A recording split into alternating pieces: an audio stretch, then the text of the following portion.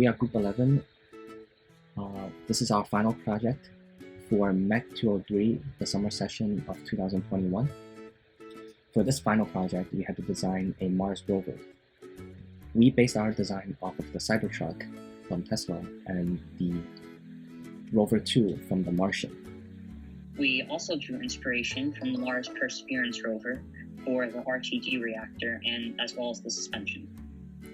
This rover has been designed with lightweight and cost efficiency in mind. We wanted our rover to have the appearance of the Cybertruck, hence the sleek design, but we also wanted the rover to be able to carry people around in the Mars environment, just like the Rover 2 from the Martian. However, due to the 3x3 meter footprint limit, we had to decide to not include in an airlock and the roof because that would make the rover way too big and not very cost efficient. So we decided to have an open roof design where the astronaut can climb up this ladder in their spacesuit and use this rover. The car can also be driven autonomously as we have very advanced camera systems in front that can look at the differences in ground and a suspension that will allow the rover to maneuver the difficult Mars terrain. And now we will present the individual features. So for our first component, this is the nuclear reactor and the backplate, which were specifically made with a clearance fit between them, enabling the reactor to rotate even under the extreme heat being released from the reactor. The fans were there to increase the release of heat, and it was specifically enclosed in a copper enclosure in front of the chassis, with the heat being released from the reactor being absorbed by it in order to power electronics throughout the rest of the rover.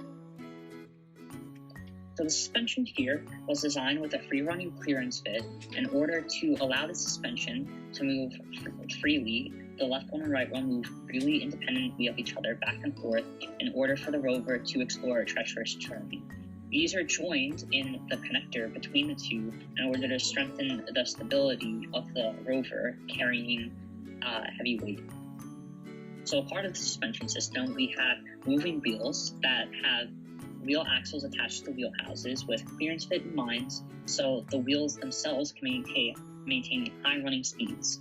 Bolts were put into the wheels to prevent the axles from falling out. The top vertical cylinders on the part of the suspension allow the frontmost and the backmost wheels to turn left and right with close running clearance fits, which enables the turning. So here in the front of the vehicle, we have a compartment. This compartment is used so that the astronaut can store their personal belongings or any Mars terrain sample that they find while on surface ops. The compartment door has a free running fit that allows it to slide back and forth. And inside the compartment, electronics of the rover are also stored, and it is constantly being kept at operating temperature by the heat from the RTG. So here, we actually have a retractable chair that the astronaut can use when he is driving the rover, but when it can be retracted when the rover is operating autonomously, so that there is more room for the arm to collect samples and store stuff on the bed of the truck. This chair was actually also designed with comfort in mind. The astronaut can sit on this chair and have a place for the feet under the display panel, and they can control the rover via this tablet without needing to use a joystick or a wheel. The chair is connected to the rover body with two connector pins that has free running clearance fits that allows it to slide back and forth. So here we actually have the arm. The arm is able to travel 360 degrees has a wide range of motion and is able to reach around the back of the truck as well as the middle of the truck. It can also travel up the side of the truck and be positioned so that it can reach the front right side of the truck. It has free running clearance fits with the base plate connecting to the cart that is trapped carrying the arm backwards and forwards.